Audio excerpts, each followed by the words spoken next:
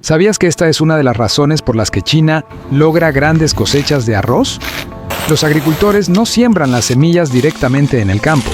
En su lugar, usan bandejas rectangulares para criar plántulas, un método muy común en el sur de China. Primero seleccionan las mejores semillas y las sumergen en agua con sal para eliminar las vacías. Luego las remojan para activar la germinación.